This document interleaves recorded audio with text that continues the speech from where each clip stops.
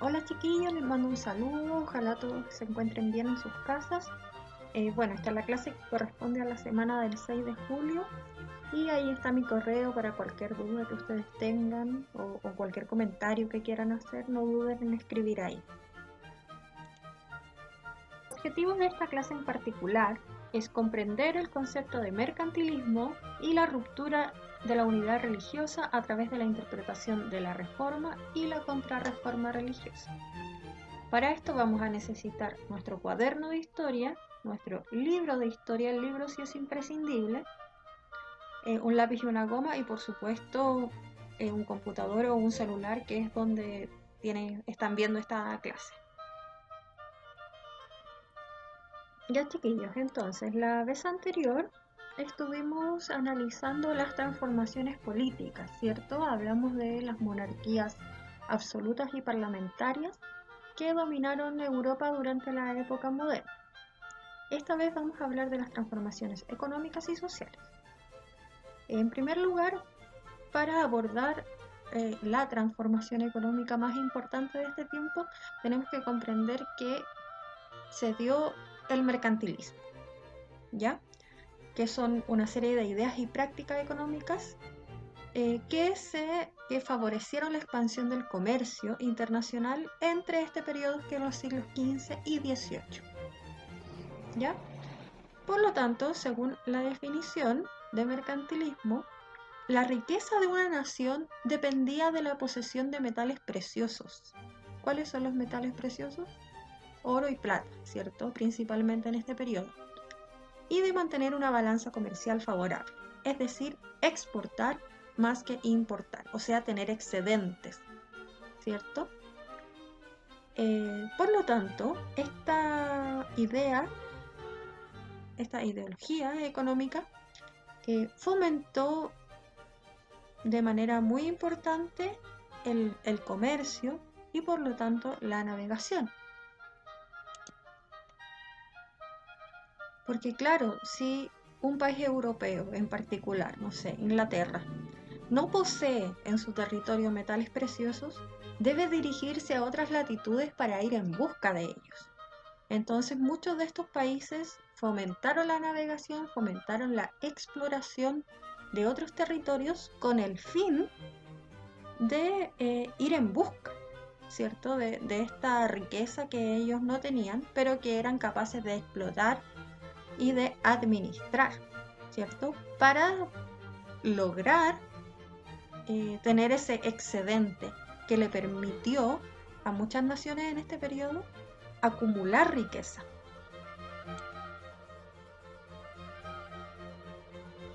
Aquí tenemos una fuente que aparece en la página 28 de nuestro libro y la vamos a leer para ver qué información nos entrega acerca del mercantilismo. Dice, los medios ordinarios para aumentar nuestra riqueza y tesoro son por el comercio exterior, por lo que debemos siempre observar esta regla, vender más anualmente a los extranjeros en valor de lo que consumimos de ellos. O sea, que la principal fuente de riqueza en Inglaterra era el comercio exterior, ¿cierto? O sea, comercializar fuera del país, con otros países. Y, por supuesto, para lograr acumular, vender más anualmente a los extranjeros en valor de lo que consumimos de ellos. O sea, vender más de lo que compramos, en palabras simples. Supongamos que cuando este reino está abundantemente abastecido con telas, plomo, quincalla, hierro, pescado y otros productos nativos, exportemos anualmente el excedente a países extranjeros, hasta el valor de 2.200.000 libras esterlinas. O sea, lo que está diciendo ahí es que ellos deben abastecerse, deben lograr una producción suficiente de telas, plomo, de todos esos elementos que ahí aparecen, eh, para saciar las necesidades internas del país, pero que haya un excedente para exportar. Por este medio estamos en posibilidad de comprar de ultramar, o sea, de lugares lejanos, y traer mercancías extranjeras para nuestro uso y consumo hasta el valor de 2 millones de libras esterlinas. ¿Ya? Esto lo dice Thomas Moon, La riqueza de Inglaterra por el comercio exterior. Si vemos aquí la fecha de esta fuente es 1621. Por lo tanto, estamos frente a una fuente primaria, ¿cierto? Que es algo que fue producido, este escrito fue producido en la época de la que estamos hablando. Y acá la fuente que aparece acá al ladito es un gráfico que también aparece en la página 28. ¿Y qué nos muestra este gráfico? Nos muestra aquí millones de libras esterlinas, o sea, el volumen en precio. Y aquí los años de exportaciones de 3 países diferentes, o sea, del comercio marítimo, ¿cierto? Inglaterra, Francia y Alemania. Entonces, ¿qué podemos ver aquí? Voy a poner el puntero acá. Entonces, Inglaterra sube su comercio, sus exportaciones acá, ya de manera gradual, siempre subiendo desde antes de 1650 hasta 1800, ya, o sea, 150 años de alza, ¿cierto?, de fomentar el comercio marítimo. Inglaterra era una monarquía parlamentaria, si ustedes recuerdan la clase anterior. Por su parte, Francia empieza un poquito después, pero también con una fuerte alza, sostenida en el tiempo, ¿cierto? Y por atrás, Francia, monarquía absoluta. Mientras que el caso de Alemania parte junto con Inglaterra, pero Alemania no aplica las políticas mercantilistas, por lo tanto su comercio baja un poco, pero vamos a interpretar esto como que se mantiene, ¿ya?, durante este mismo periodo de tiempo. Este gráfico es de Patrick O'Brien, la verdad no sé cómo se pronuncia, Historia del Mundo, del 2001. Por lo tanto, esta es una interpretación que se hace sobre datos históricos. Por lo tanto, es una fuente secundaria. Es una fuente que no es producida en la época de la que estamos hablando, sino una reinterpretación actual de esos datos. Por lo tanto, aquí tenemos una fuente primaria y una secundaria.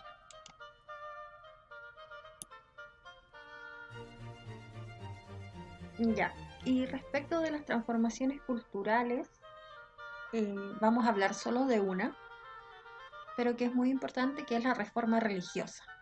Hasta ese momento, chiquillos, en Europa sí hubo algunas disputas religiosas, pero prácticamente toda Europa era católica, ¿ya? Hasta ese momento. Por lo tanto, este proceso se inició durante el siglo XVI con el movimiento conocido como Reforma Religiosa. ¿Qué es específicamente? Es un movimiento religioso iniciado en 1517, cuando el monje agustino Martín Lutero hizo públicas en la ciudad alemana de Wittenberg sus 95 tesis. En ellas criticaba ciertas prácticas y aspectos de la doctrina de la Iglesia Católica, ¿ya? Entonces Martín Lutero era un monje católico, pero que empezó a cuestionar algunas prácticas de la Iglesia. Ya no cuestionaba la existencia de Dios, no cuestionaba los dogmas de la Iglesia, pero sí ciertas prácticas que se estaban dando en ese periodo que a él le parecía que no tenían que ver con el espíritu de la religión, ¿ya?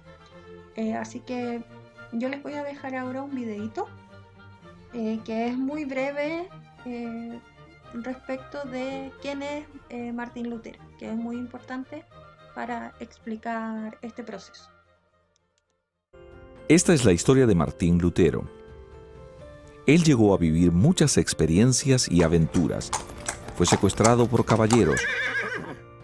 Vivió escondido en un castillo y ayudó a grupos de monjas a escapar escondiéndolas en barriles. Pero cuando era joven, sentía en su interior que no estaba bien con Dios.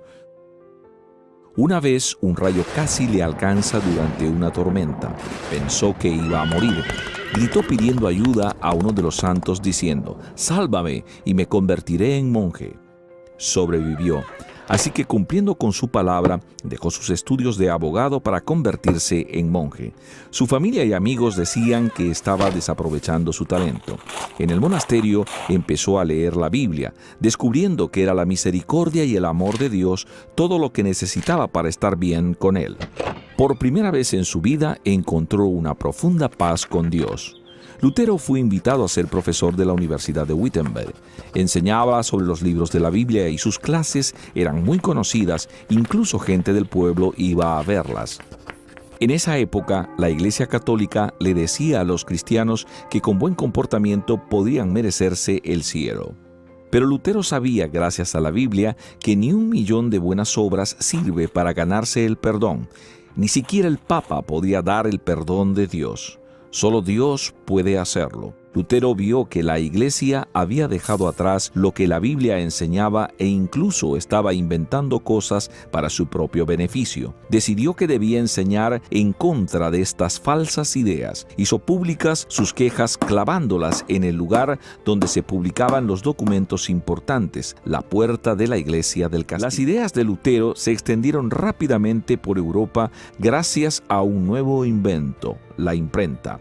El Papa escribió un documento diciendo que Lutero tenía que retractarse de todo. Si no lo hacía, sería tratado como hereje. Lutero se negó y públicamente quemó una copia de la carta del Papa. Las ideas de Lutero tuvieron un gran impacto religioso, político y cultural. Pronto fue llamado a presentarse frente al emperador para defenderse del supuesto crimen de explicar la Biblia. El emperador declaró a Lutero como proscrito, prohibiendo su literatura. En ese momento fue cuando le rescataron y se fue a vivir en secreto a un castillo. Se vestía con armadura, se cambió el nombre por Caballero Jorge y se dejó crecer el pelo y la barba. Y se pasaba todo el tiempo traduciendo el Nuevo Testamento. De nuevo, igual que con sus escritos anteriores, la gente normal pudo comprender la Biblia por primera vez. Lutero volvió en secreto a Wittenberg.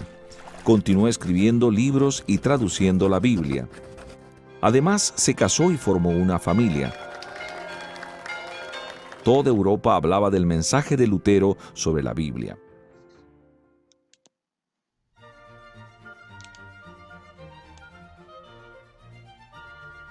Ya, entonces ahora que sabemos un poquito más quién era Martín Lutero y la manera en que sorprendió a la Iglesia Católica, ¿cierto? Y cómo la Iglesia le respondió persiguiéndolo insistentemente durante toda su vida.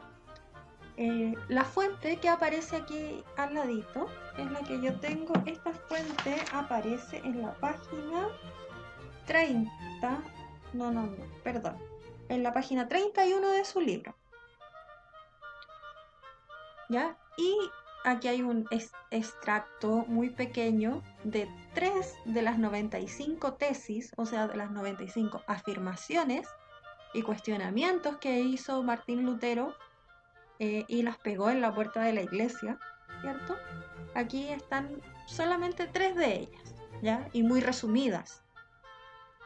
La primera, esta es la número 37, dice: cualquier cristiano verdadero, sea que esté vivo o muerto, tiene participación en todos los bienes de Cristo y de la Iglesia.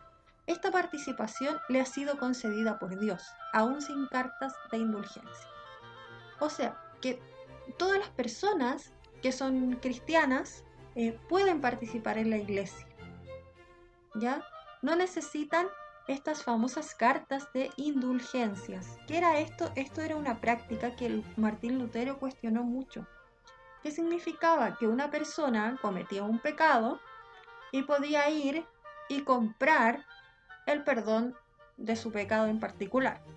Claro, el sacerdote decidía cuánto valía el perdón de ese pecado.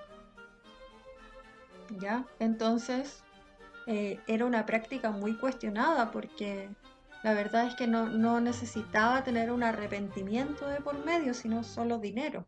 O sea, las personas con dinero podían acceder al perdón de los pecados, mientras los pobres no tenían esa posibilidad. Ya la indulgencia era un documento que se compraba con dinero y que me aseguraba a mí el perdón de mis pecados. Acá otra de las tesis, la número 52, dice: vana es la confianza en la salvación por medio de una carta de indulgencias, aunque el comisario y hasta el mismo Papa pusieran su misma alma como prenda. O sea, ¿qué está diciendo ahí?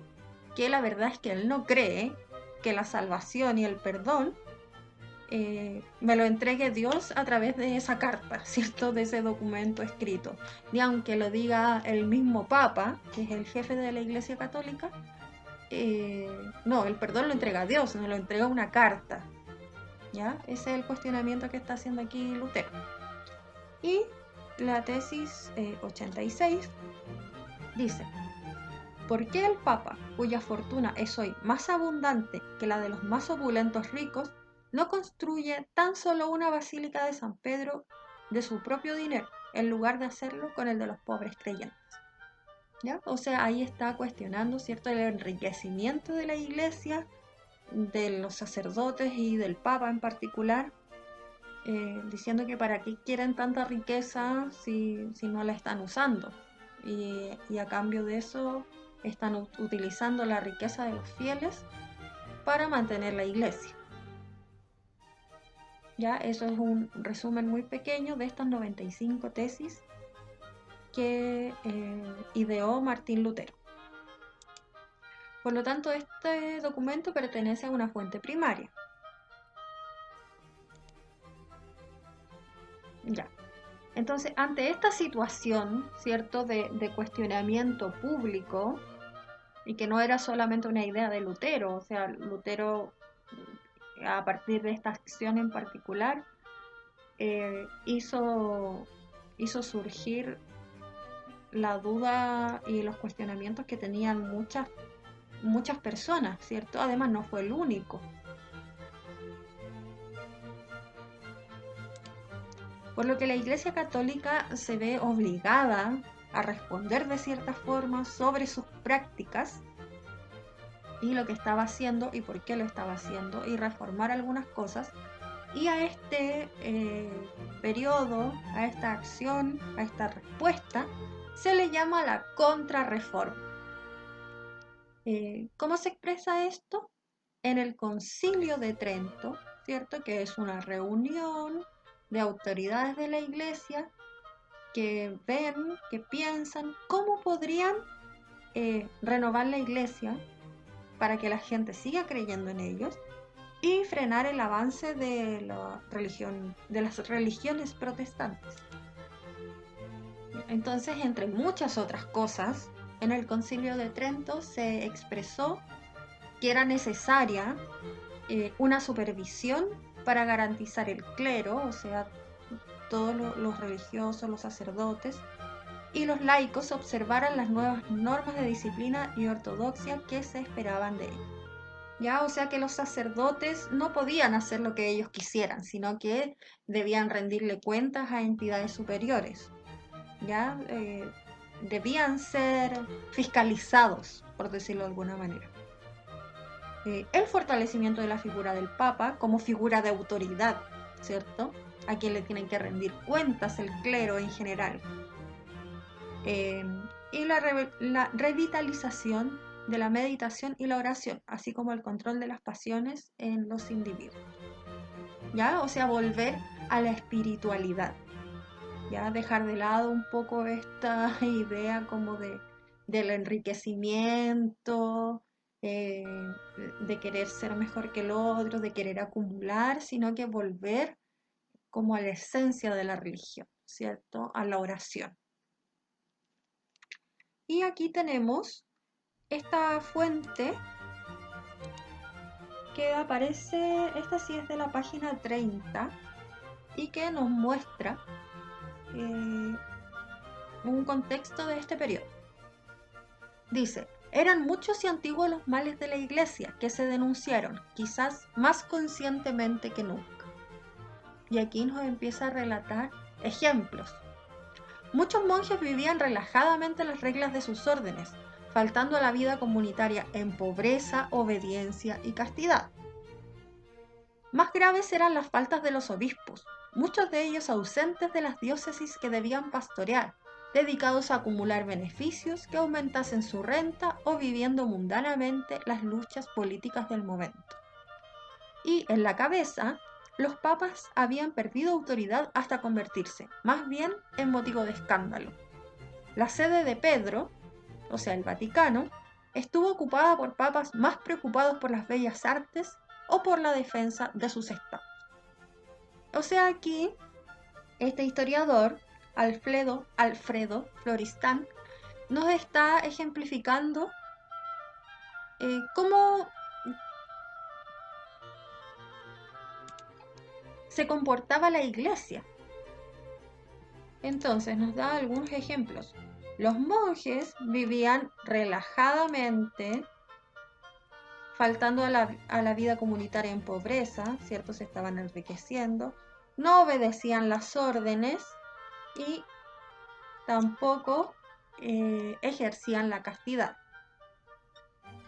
Más graves eran las faltas de los obispos, ¿cierto? Que tenían un rango superior. Muchos de ellos ausentes de las diócesis que debían pastorear, o sea que no estaban básicamente en el lugar ni hacían la labor para que habían sido encomendados.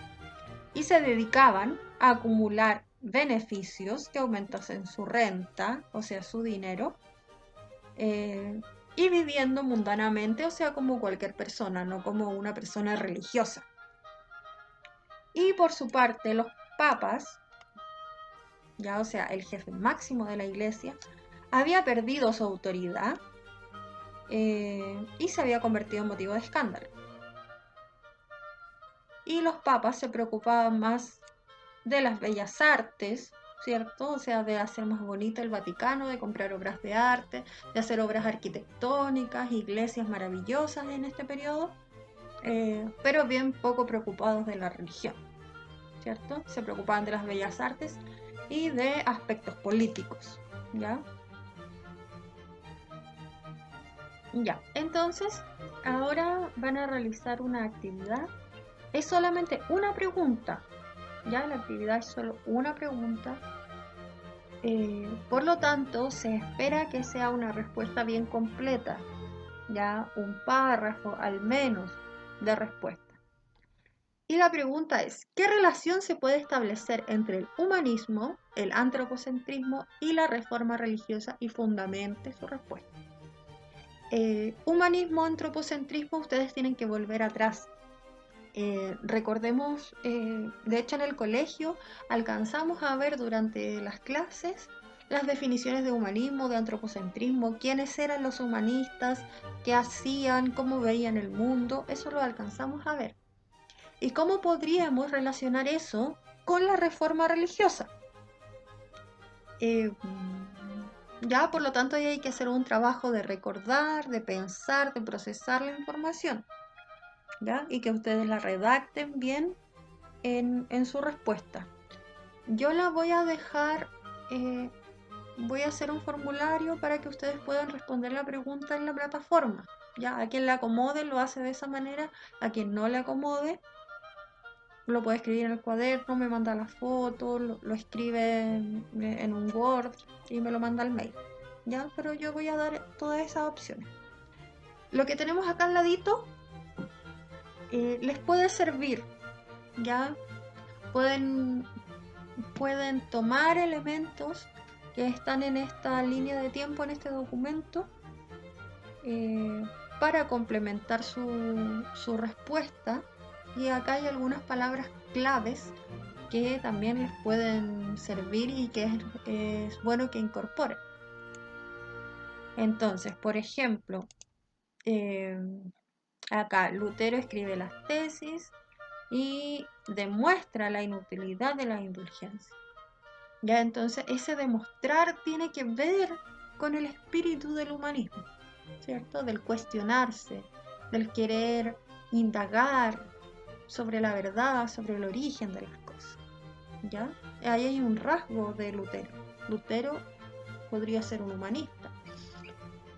La importancia de otros elementos, por ejemplo, la imprenta, también yo lo puedo incluir en mi respuesta. ¿De qué manera la imprenta ayuda a esta reforma religiosa?